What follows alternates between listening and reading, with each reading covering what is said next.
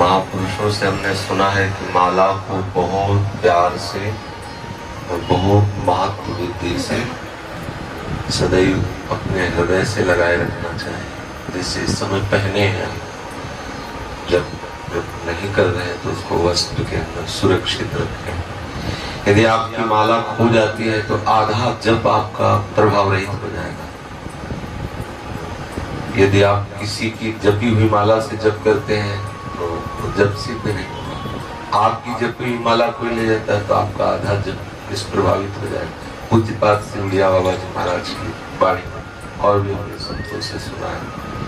पहली बात तो आप क्या सावधानी की बता रहे हैं कि आप माला से कितना प्रेम करते हैं।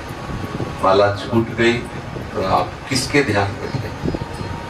जिससे हम इष्ट का नाम सुमिरन करते हैं उस माला से कहाँ प्रीति है।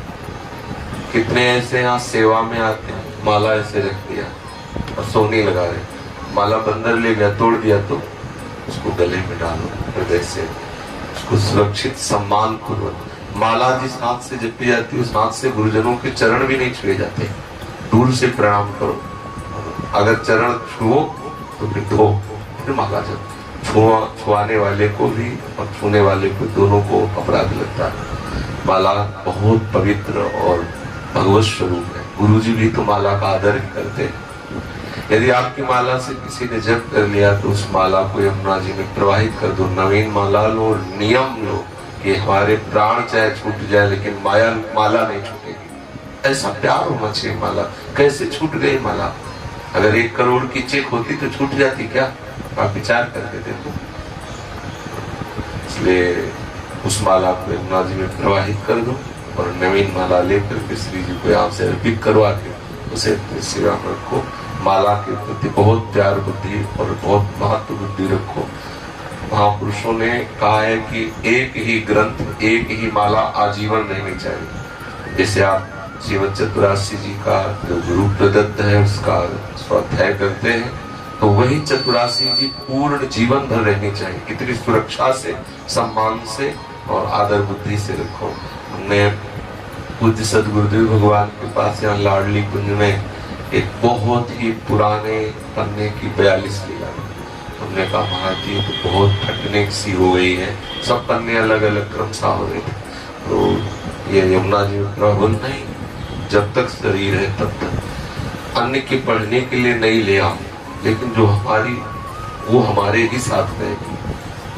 पहले भी हमने संत महापुरुषों से संन्यास मार्ग में भी सुना है कि जो बड़े बड़े महापुरुष हैं जीवन भर जिस ग्रंथ को स्वीकार, जीवन भर गुरु कृपा से, जैसे श्रीमद् भागवत हमने ब्रह्मचर्य आश्रम में स्वीकार किया था, फिर संन्यास, फिर देखो राधावली, आज भी भागवत हमारे पास है।